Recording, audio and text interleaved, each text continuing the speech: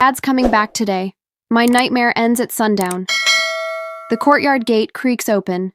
Not father, just the undertaker's cart with his coffin. Snowflakes melt on my bloodied knuckles as I scrub the stones where he once taught me to ride. Inside the manor windows, candlelight flickers. Lady Margaret and Victoria raise crystal goblets that belonged to my mother, toasting the 3rd anniversary of Lord Edmund's illness. "Been waiting for this day, you sniveling wretch," Margaret hisses, ripping the locket from my throat. Mother's royal heirloom. "Your father left debts, not daughters.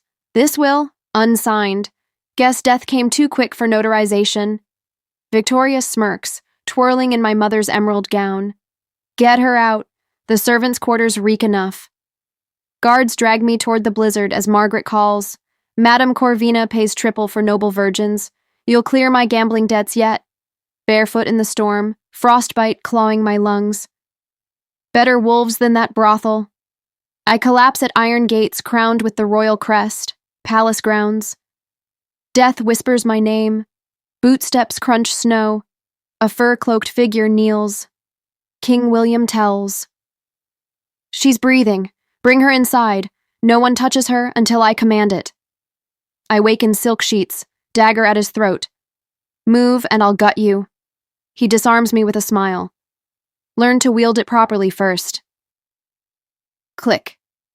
The blade spins into his hand. 2 years ago, she sold me to slavers. I snarl, recognizing the apothecary vial in his study. Nightshade. The same poison that sickened father. They buried my name with my father, but names can be exhumed. Before we begin, click subscribe, like this video, and tell me where you are watching from. Your support helps us bring more thrilling stories, and trust me, you don't want to miss them. William's eyes darken.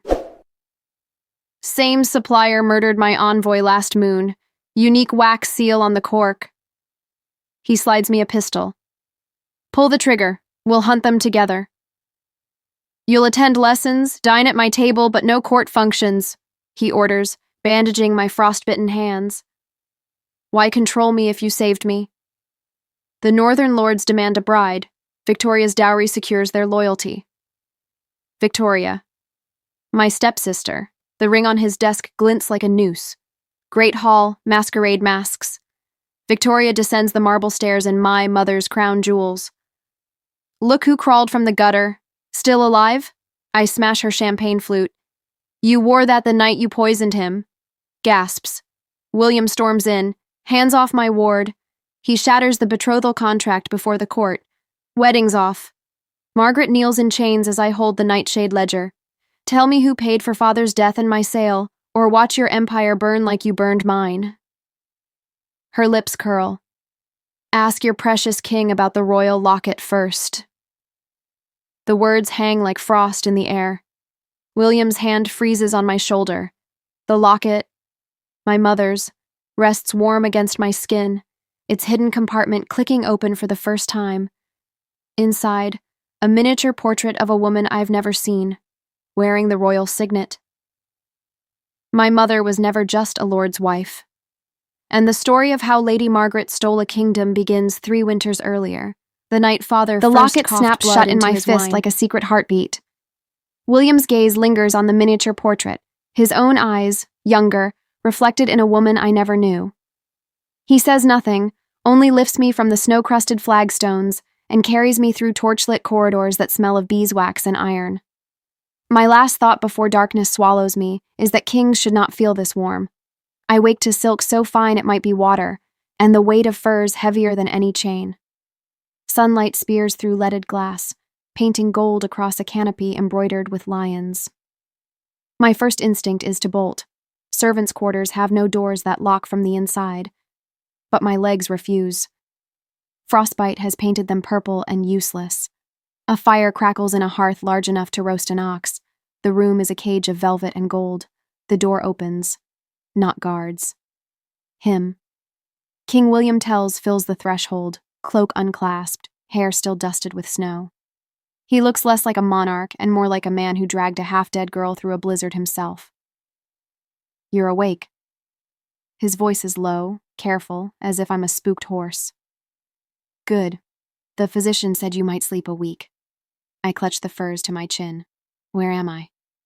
East guest wing, furthest from the draft. He steps closer. Name? My tongue sticks to the roof of my mouth. If I say Amber Rose Edmondson, Margaret's dogs will drag me back by sunrise. Rose, I rasp. Just Rose. He studies me the way father once studied maps before a hunt, searching for weaknesses. Rose, who tried to gut me with a letter opener. Heat floods my cheeks. You took me by surprise. Fair. A smile ghosts across his mouth. Hungry? My stomach answers with a snarl, loud enough to echo off the tapestries. He laughs, short, surprised, and claps. Servants flood in with trays, broth thick with barley, bread still steaming, honey so pale it glows. I want to devour it like an animal, but pride keeps my hands in my lap. William dismisses the servants with a flick. Eat, slowly. Your stomach's shrunk to the size of a walnut. I obey. The first spoonful burns, but it's the first warmth I've tasted in years. He watches, arms folded, until I finish half the bowl. Then, the physician will see you now. The doctor is ancient, hands trembling as he unwraps the rags from my feet. He hisses at the scars, old ones from Margaret's ringed fists, new ones from the storm. Malnourished, dehydrated, whip marks healed wrong. His voice cracks with outrage. Who did this? William's eyes flick to me. I stare at the canopy lions. Doesn't matter, I mutter. They think I'm dead. The king's jaw tightens. They're wrong. He orders broth 3 times a day, red meat, milk thickened with egg. Servants bathe me in water scented with rosemary. Comb tangles from my hair until it shines like chestnuts. I expect payment, hands wandering where they shouldn't. But William posts a guard outside my door with orders to admit no one but himself or the physician. I sleep without dreaming of brothels. Days blur. My legs remember how to hold weight. I pace the chamber until the guard growls, then discover the door to a private library adjoining my room. Dust motes dance in shafts of light. Shelves groan under ledgers bound in crimson leather. Treaties, tax rolls, marriage contracts. I trace the embossed titles with a finger that no longer bleeds. One afternoon, I'm nose deep in a treaty between the Crown and the Northern clans when the door opens. I drop the tome like it's on fire. William leans against the frame, amused. Most girls your age read romances. I'm not most girls. No, he says, stepping inside. You read like a chancellor. He picks up the fallen treaty, flips to the clause I was studying. Grain tariffs, dull as dirt to anyone who doesn't know famine. I lift my chin. I know hunger. His gaze softens.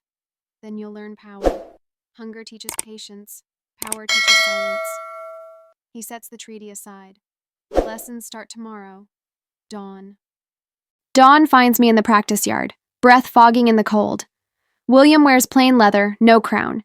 He tosses me a blunted sword. Show me what Margaret taught you. I swing wild. He parries, taps my ribs. Anger's loud. Silence wins wars. Again. Until my arms scream and my footwork steadies. He teaches me to read an opponent's eyes, to strike where armor buckles. Between bouts, he quizzes me on the treaty clauses until I recite them word perfect. Afternoons are history in the library. He sprawls in a chair, boots on the table, and tells me how his father lost the northern territories to rebellion, how marriages are chess moves, how a queen once poisoned an entire banquet with nightshade in the wine. I flinch at the word. He notices but doesn't press. Evenings we walk the battlements. He points out weaknesses in the palace walls, supply lines, the politics of grain. I soak it up like parched earth. Sometimes our silences stretch long enough to hear the wind in the banners. Once, his hand brushes mine on the stone parapet. Neither of us moves away. I grow strong. My scars fade to silver. The servants stop flinching when I enter a room. I catch my reflection in a polished shield, cheekbones sharp, eyes older than my years. Rose, the scullery maid, is molting. One night I find William in the library, poring over a map of the northern border. Candlelight gilds the hollows beneath his eyes. Rebellion stirs again, he says without looking up. The clans want blood price for old grievances. Give them grain instead, I say. Starve a man, he fights. Feed him, he listens. He glances up, surprised. You've been listening. I've been learning. A smile tugs at his mouth. He rolls the map. Tomorrow you'll sit in on council, behind the screen. Observe. My heart stutters. They'll see me. They'll see a shadow. Shadows don't speak unless spoken to. He pauses at the door. Trust is earned in silence, Rose. I do. For the first time in years, I trust. Weeks pass in a rhythm of steel and parchment.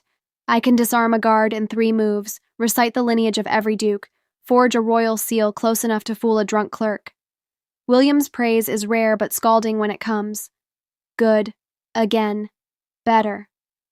His hand lingers on my shoulder a fraction longer each time he corrects my stance.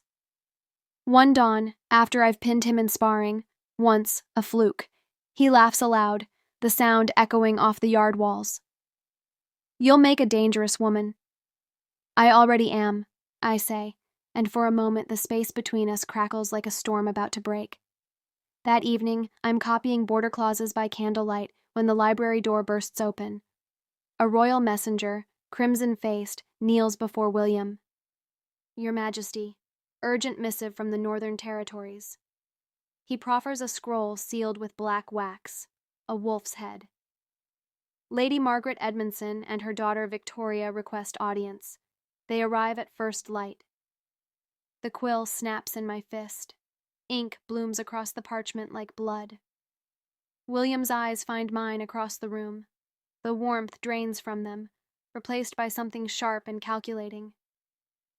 Prepare the great hall, he tells the messenger, and double the guard. The man bows and flees. Silence falls, thick as the furs on my bed. William crosses to me slowly. Rose. I can't breathe. Margaret's perfume, jasmine and rot, already chokes the air. Victoria's laugh echoes in my skull. They think me dead. They think me gone. William's hand cups my chin, forcing me to meet his gaze. Whatever name you gave me, it's yours now. But if you want to keep it, we play this carefully. I nod, throat raw. They can't know I'm here. They won't. His thumb brushes my cheek, a vow and a warning. Not until you're ready to bury them with it. Outside, the palace bells begin to toll the hour.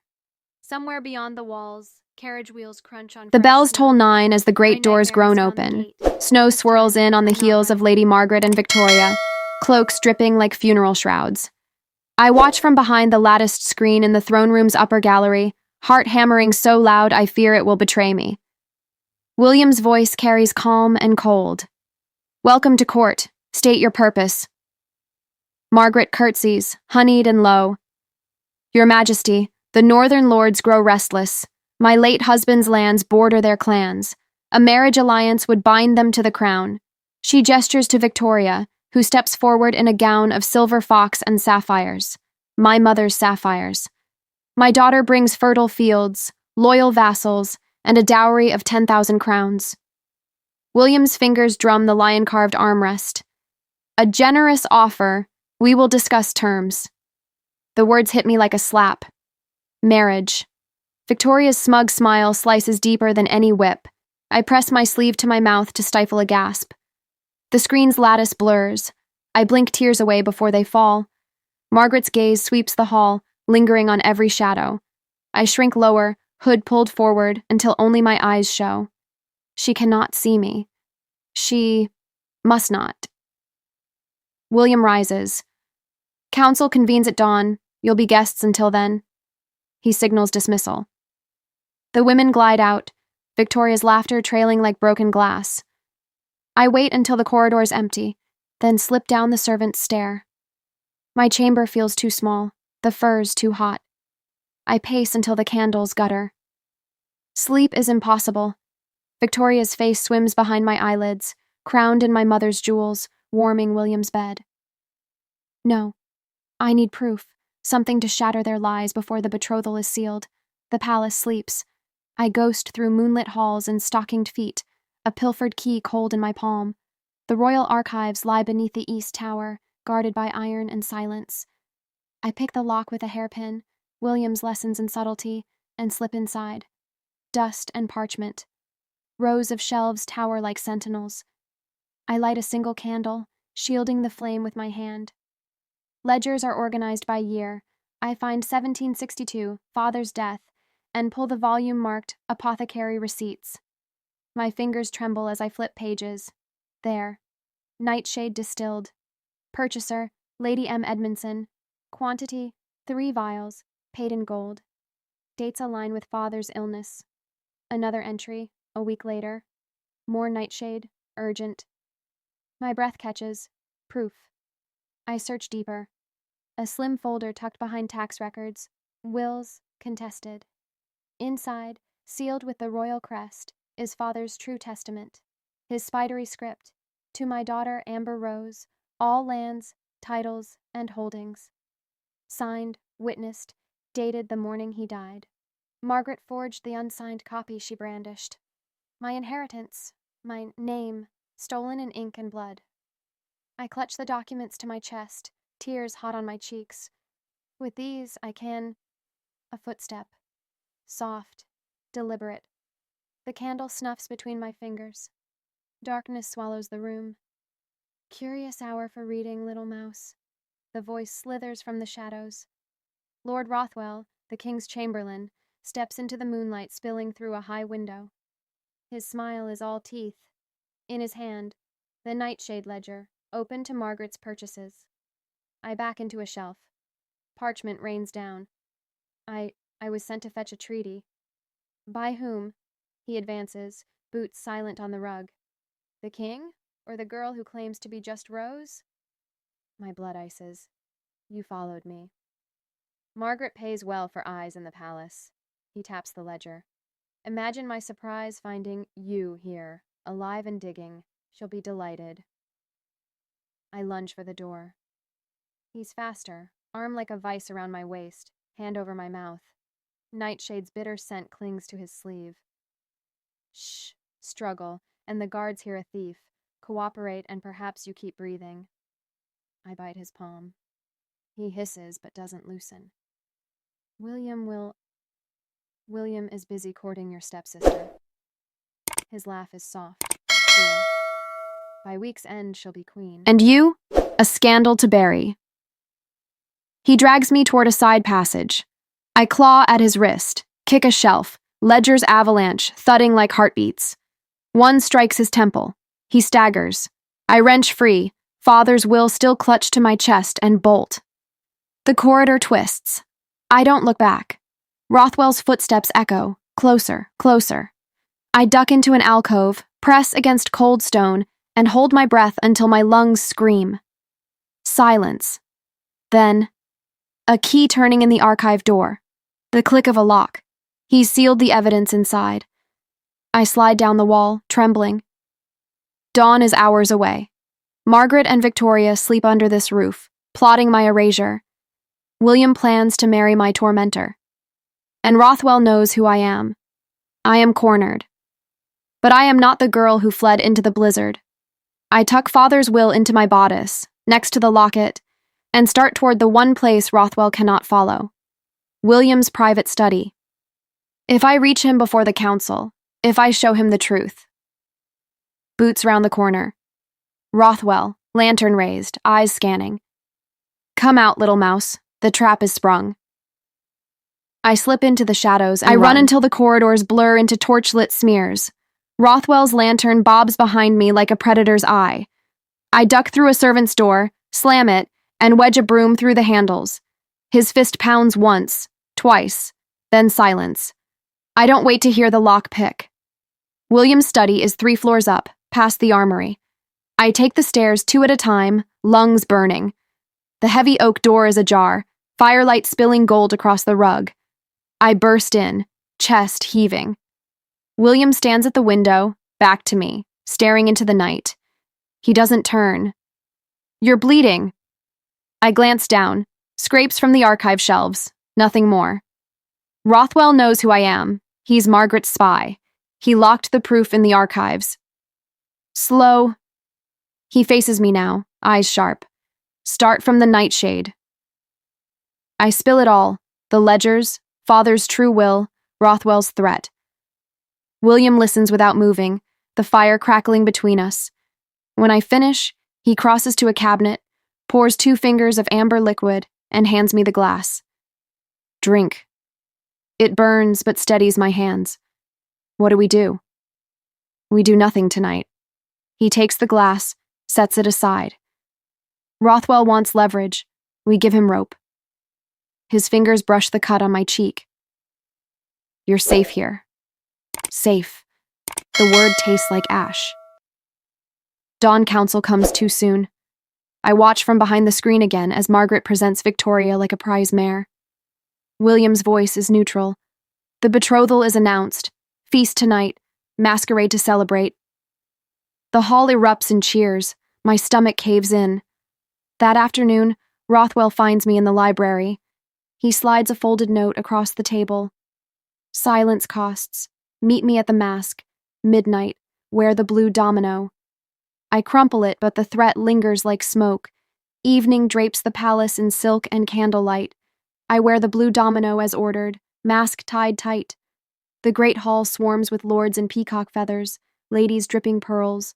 Music swells. I slip through the crowd, a ghost in sapphire. William dances with Victoria. She's radiant in cloth of gold, my mother's rubies at her throat. Her lips move against his ear. He laughs at whatever poison she spills. My nails dig crescents into my palms. A hand catches my wrist. Rothwell, masked as a raven. Dance with me, little mouse. He pulls me into the whirl before I can protest. Margaret wants assurance you'll stay quiet. Play the grateful ward and no one learns you're the Edmondson heiress. Or the king weds a murderer and you disappear into the dungeons. His grip tightens. Choose. The music ends. I wrench free and melt into the crowd. William finds me near the refreshment table, mask pushed up, eyes stormy. You look like you've seen a ghost. Victoria's wearing my mother's rubies. He follows my gaze. Something flickers across his face. Regret? Calculation? He takes my hand. Come.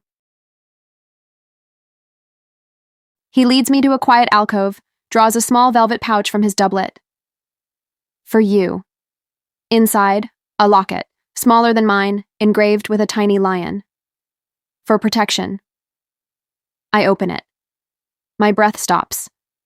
The miniature inside is my mother, younger, smiling, wearing the royal signet ring, the same ring William wears. My knees buckle.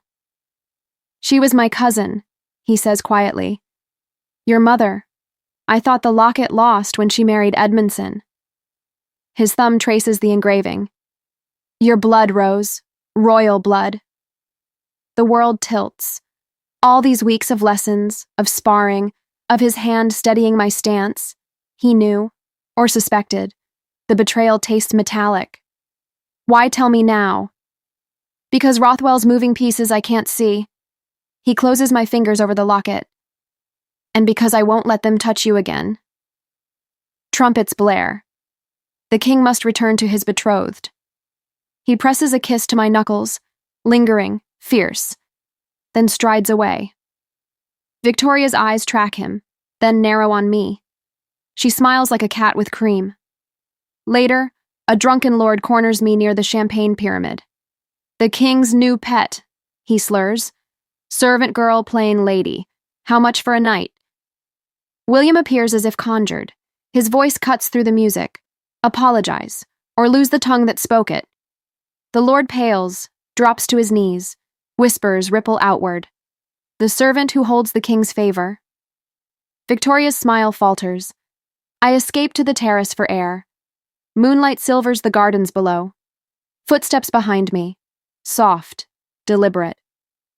Victoria steps from the shadows, mask dangling from her fingers. You should have died in that snow. I face her, locket warm against my skin. But I didn't. Her eyes flick to the necklace. Still clinging to mother's scraps? Pathetic. She advances.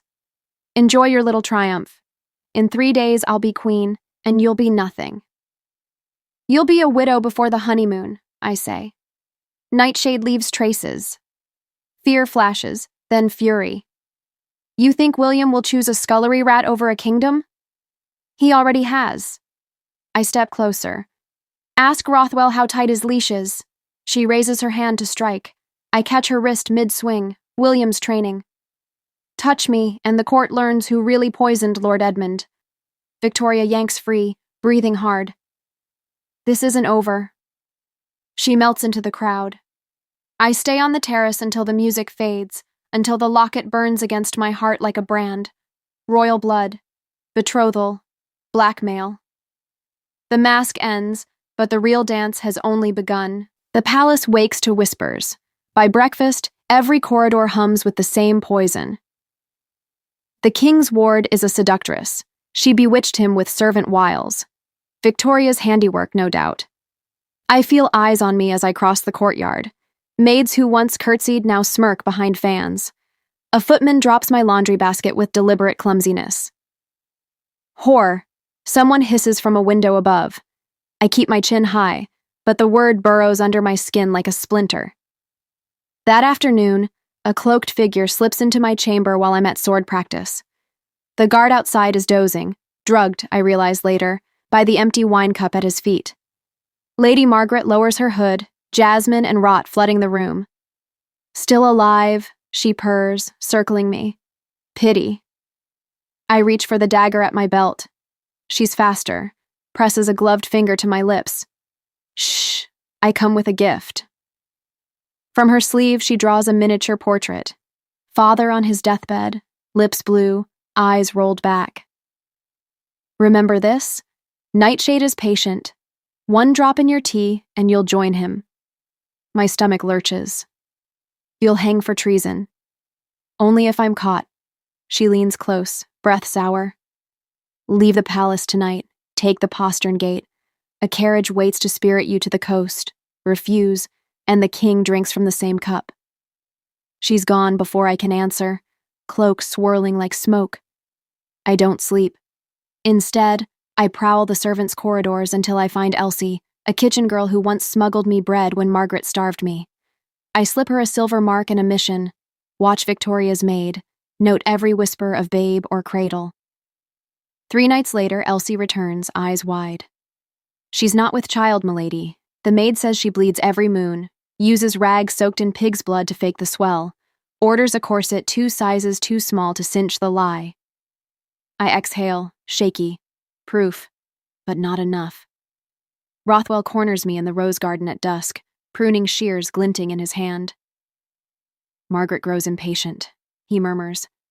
She wants the girl gone before the wedding. His gaze lingers on my throat, hungry. I could keep you safe. A quiet estate in the south. You'd want for nothing. I step back, thorn snagging my sleeve. I'm not for sale. Everything has a price. He smiles, thin and sharp. Even kings. That night, I bribed the apothecary's apprentice with William's signet, borrowed while he slept, and sent him to trail Margaret's purchases. He returns at moonrise with a ledger page torn free. Nightshade, distilled. Purchaser, M. Edmondson. Authorized, Lord R. The seal is Rothwell's, unmistakable. I clutch the page like a blade, but Rothwell moves faster. I wake to screams echoing through the palace. Guards swarm the lower town. The apothecary's shop is a smoldering ruin, the old man's body charred beyond recognition. On my pillow, slipped beneath the door while I slept, lies a single scrap of parchment. Next time, it will be you. The ink is still wet. The scrap of parchment burns in my fist all morning. Next time, it will be you. I hide it in the locket with Mother's portrait and go to the practice yard, hoping steel will quiet the tremor in my hands. William is already there, shirt unlaced, sweat gleaming. He tosses me a blunted blade. You're late, he says. I parry his first strike too hard. The clang rings like a bell. I was busy not dying. He circles. Restricted archives. Apothecary's ashes. Explain. I lunge. He sidesteps, catches my wrist, twists until the sword clatters away. Talk, Rose. Breath ragged, I spill it. The ledger, Rothwell's seal, the thread on my pillow. His face darkens with every word. When I finish, he releases me so abruptly I stumble. You should have come to me immediately. I did. You were announcing your wedding. A muscle jumps in his jaw. The betrothal is politics. Victoria's lands secure the north. Nothing more. Nothing? My voice cracks. You let her wear my mother's rubies. He steps closer, heat rolling off him. I let her wear costume. You wear my blood in your veins. His hand rises, hovers near my cheek. This... His thumb brushes the bruise Rothwell left on my wrist. This is what I fight for. The yard fades. There is only the thud of my pulse and the inch of air between us. He leans in. I taste his breath, steel and winter. A horn blares from the palace. A page skids into the yard, crimson-faced. Your Majesty, Lady Victoria, her condition is confirmed. The physician says, a child. The world tilts. William's hand drops. The horn's echo mocks me. I bow, stiff. Congratulations, sire. Then I walk away before he sees the tears. The engagement feast is a glittering cage. Chandeliers drip wax like blood. Minstrels play over the roar of 100 voices. I wear mourning black beneath a silver domino. No one notices the ward in the shadows. Victoria sails through the hall, gown cinched impossibly tight, one hand splayed over a belly that is not swelling. She catches my eye and smiles, venomous. Lady Margaret finds me near the wine table. A truce, child. She offers a goblet, rubies winking on her fingers. To new beginnings. The wine is dark, almost black. A faint grit swirls at the bottom, nightshade sediment. I know the smell. I take the cup with steady hands. To family, I echo, and switch goblets when she turns to greet a duke. Victoria's fingers close around the poisoned one before she realizes. We drink. 3 heartbeats. Victoria's eyes widen. She claws at her throat. Foam, pink and flecked with blood, spills from her lips. She collapses amid shattering crystal, gown pooling like a corpse shroud. Poison! The scream tears through the hall. Goblets clatter. Ladies faint. Guards surge forward, swords half drawn. Margaret's face drains to parchment. Seize the servant! She shrieks, pointing at me. She handed my daughter the cup! William vaults from the dais, shoving courtiers aside. Stand down! His roar stills the chaos. He kneels beside Victoria, 2 fingers to her neck. Pulse thready. Get the physician. Antidote now. Guards grab Margaret's arms. She fights like a harpy. The girl is a murderer. She's no ward. She's Amber Rose Edmondson, the brat I sold to slavers. Gasps ripple outward. William's gaze snaps to me, thunderstruck. I meet it, chin high, the empty goblet still in my hand. The secret is out, and the feast has only begun to burn. The great hall is a storm of silk and steel. Victoria writhes on the marble, physicians pumping her stomach while courtiers press handkerchiefs to their mouths. Margaret thrashes in the guard's grip, voice shrill as a blade on whetstone. Lies, all of it. That creature is no heiress. She's a scullery rat I cast out years ago. William stands over the chaos, crown askew, eyes locked on me. Silence. One word, and the hall obeys. He turns to Margaret. You accuse my ward of murder. Prove it. Margaret's lips curl. Ask her real name. She'll choke on it. I step forward, the locket heavy against my heart. Amber Rose Edmondson, I say, clear as winter bells. Daughter of Lord Edmund, heir by blood and will. I draw the folded parchment from my sleeve, father's true testament, still smelling of archive dust. This names me. The forgery you waved was unsigned because father died before the ink dried. Gasps ripple. William takes the will, scans it, face unreadable. Margaret laughs, brittle. A clever fake. She's a known liar. Enough. William's voice cracks like a whip. Chamberlain Rothwell, fetch the archive ledgers, now. Rothwell bows, pale, and slips through a side door. Minutes crawl. Victoria retches into a basin, alive but gray. The physicians murmur, "Nightshade, diluted, she'll live." Rothwell returns empty-handed, sweat beading. "Your Majesty, the archives were compromised. A fire—" Guards burst in behind him, dragging a smoking brazier and singed parchments. "Caught him burning these, sire." The top sheet is the Nightshade ledger, Margaret's name scorched but legible. William's eyes turn to ice. "Arrest the Chamberlain." Rothwell lunges for the door. Steel rings as guards pin him. Margaret's composure fractures. "He acted alone. I knew nothing." I step into the circle of torchlight. "Then explain this." I produce the torn apothecary page. Margaret's purchase, Rothwell's seal. "And this?" I gesture to Elsie, trembling but steady, who curtsies. "Lady Margaret starved Miss Rose, beat her, sold her to Madame Corvina's brothel," Elsie says.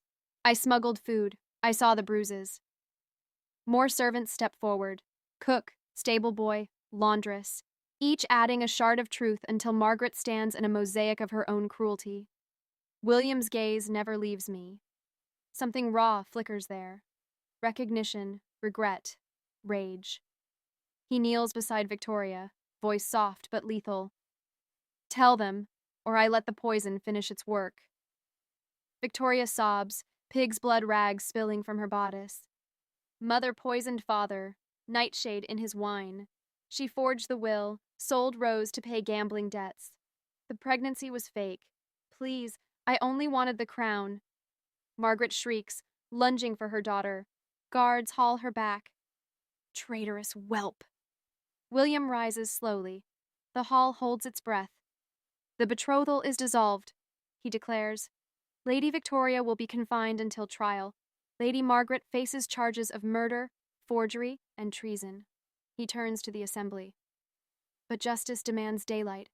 The wedding proceeds. 3 days hence, in this hall. Not as celebration, but as tribunal. Every lord, every witness, every scrap of truth will be laid bare before the realm." His eyes find mine across the chaos. "And the crown will judge who is fit to wear it." Margaret's scream echoes as they drag her away. Rothwell's chains clank. Victoria weeps into the marble. I stand alone in the eye of the storm, father's will crumpled in my fist, the locket warm against my skin. 3 days, truth or the gallows. The court will decide. 3 days bleed into a fever of banners and bells. The great hall swells until the very walls sweat candle smoke and perfume. Every duke, every baron, every northern warlord crams the benches, drawn by rumor of a wedding turned trial. Trumpets blare, rose petals, white for purity, crimson for blood, drift from the galleries. I stand in the vestibule, heart hammering against mother's colors, midnight blue and silver, the Edmondson wyvern stitched across my bodice in thread of gold. The gown fits like armor. William waits at the altar beneath a canopy of state, crown heavy on his brow. Victoria, pale and hollow-eyed, stands beside him in bridal white, already stained with prison grime.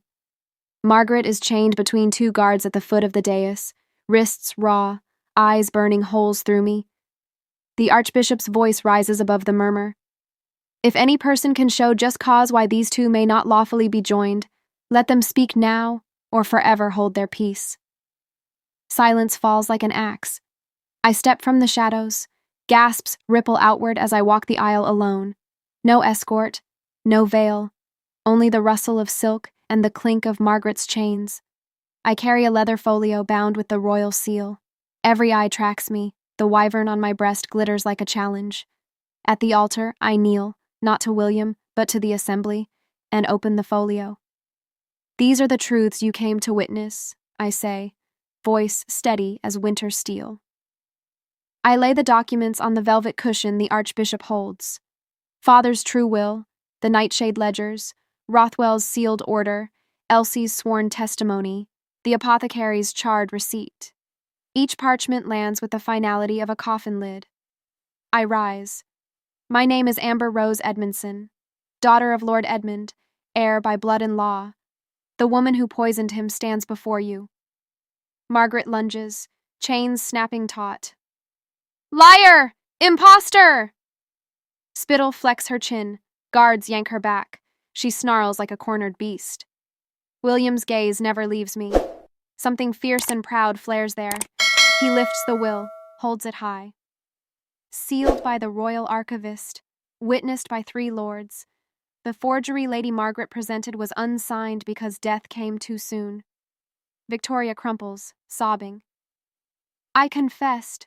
Mother did it all. Margaret spits at her daughter's feet. Weak-blooded fool. William's voice cuts through the hall like a headsman's blade. The betrothal is dissolved. Lady Victoria is stripped of title and confined to a convent. Lady Margaret Edmondson, you are under arrest for murder, treason, and the attempted assassination of the Crown's ward. He gestures. Guards seize her arms. Take her to the dungeons.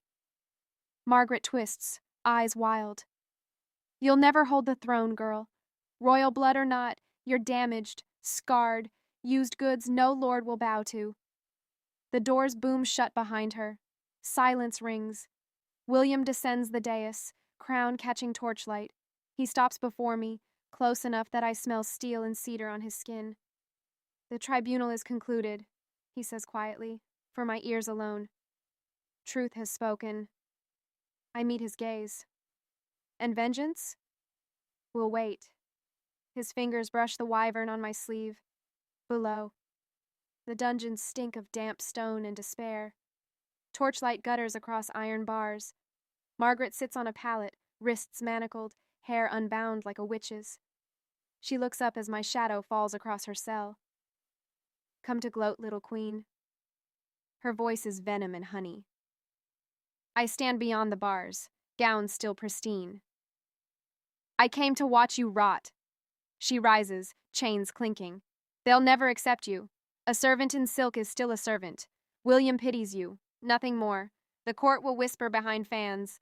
The king weds his charity case. I step closer, close enough to see the tremor in her hands. Let them whisper. I've heard worse from you. I touch the locket at my throat. Mother's, now mine by right. You took everything. I took it back. Margaret's smile is a blade. Enjoy your crown while it lasts. Fall easier than Poison lords. works slowly. And Footsteps kings. echo behind me. William, cloak swirling. He heard. His hand settles on my shoulder, warm and steady. Threats from a condemned woman carry no weight. Margaret's eyes flick between us, calculating. We'll see. William signals the guard. Double the watch. No visitors. As we turn to leave, Margaret's laugh slithers after us. Sleep well, Your Majesty. The shadows remember. The iron door clangs shut, but her words follow me up the stairs like smoke. The coronation dawn breaks cold and clear, but I descend into the dungeons first. Torchlight gutters across wet stone. The air reeks of rust and old screams. Margaret waits in the deepest cell, wrists raw from iron, hair a rat's nest of silver and spite. She looks up as my footsteps echo, eyes narrowing to slits. Come to watch me swing, little queen? Her voice is gravel and gall. I stand beyond the bars, coronation robes heavy with ermine and midnight silk. The wyvern on my breast catches the flame. I came to offer mercy. She laughs, a sound like breaking glass. Your mercy is a noose. No. I draw a parchment from my sleeve, sealed with William's lion, countersigned by the council. Exile was too kind for Victoria. Rothwell lost his head at dawn. But you... I let the silence stretch. You will live, in this cell, fed, clothed, breathing. Every feast, every triumph, every cheer that rises for me will filter down these stones. You will hear my name on their lips until it rots your tongue. Margaret lunges, chains snapping taut. Kill me, you coward! End it! I do not flinch. Death is escape. You taught me suffering. Now learn it. Her scream follows me up the stairs, raw and ragged, until the iron door slams and swallows it whole. Above, the palace gardens bloom in defiant spring. White roses, planted overnight, spill across the paths like snow that refuses to melt. William waits beneath the ancient oak where we once sparred, crownless, cloak unclasped. Sunlight gilds the hollows beneath his eyes. 3 days of trials have carved him sharper. He kneels. The gesture steals my breath. Kings do not kneel. Amber Rose Edmondson, he says, voice low enough for only the roses to hear. I saved a girl from the snow. You saved a kingdom from its own poison. He lifts the crown, gold and sapphires, heavy as justice. Rule beside me, not as ward, not as pity, as partner, as queen. I search his face for calculation and find only truth. My hand trembles as I take the crown. It is warm from his grip. I accept, I whisper, but the throne is half mine by blood, half by blade. We rule as equals or not at all. His smile is sunrise. Equals. He rises, offers his arm. Together we walk the gravel path toward the gates where I once collapsed, half dead and nameless. They stand open now, flung wide. Beyond, the courtyard teems. Nobles in velvet, commons in wool, banners snapping in the wind. Trumpets blare. Rose petals drift like snow. I step onto the dais. The archbishop lifts the crown higher. I feel its weight settle, familiar as the locket against my heart.